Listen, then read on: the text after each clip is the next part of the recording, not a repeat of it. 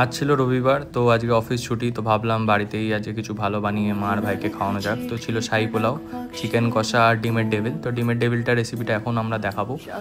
জল বসিয়ে দিলাম, তার সাথে ডিমগুলোকে সেদ্ধ করার জন্য দিয়ে দিলাম। ডিমটা সেদ্ধ হয়ে গিয়ে ডিমটাকে ভালো করে পিস করে নেবো, দেন পেঁয়াজটা ফাইন চপ করবো। তো বেসিক্যালি ডিমের ডেভিলটা ঘরোয়া স্টাইলেই বানাবো, যেরকমভাবে হয়, প্লাস হচ্ছে একটু কলকাতা স্টাইলই বানাচ্ছি।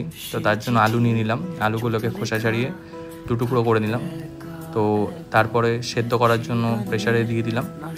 তো আলুটা যতক্ষণে সেদ্ধ হচ্ছে ঘরে কিছুটা চিংড়ি ছিল, তো ভাবলাম পুরটাতে একটু চিংড়িও দিয়ে দিই। তো চিংড়িটাকে ম্যারিনেশনের জন্য নুন, হলুদ আর একটু লেবু দিয়ে দিলাম। এবার ডেভিলের পুরের জন্য ভাজা মশলাটা বানিয়ে নেবো।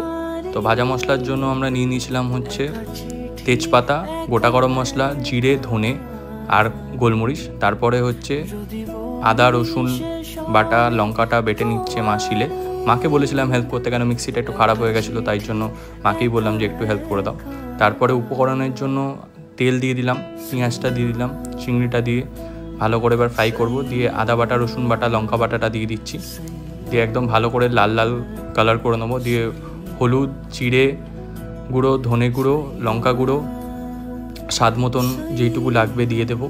দিয়ে ম্যাশ যে আলুটা ছিল সেটা দিয়ে দিচ্ছি। দেওয়ার পর ব্যাটারটা রেডি হয়ে গিয়ে ভাজা মশলাটা দিয়ে প্লেটে রেখে দিলাম ঠান্ডা হওয়ার জন্য। তারপরে মেন ডোটাকে রেডি করব। তো এরকমভাবে আপনারাও রেডি করে নিতে পারবেন, হাতের মাঝখানে রেখে, যেরকমভাবে আমি করছি।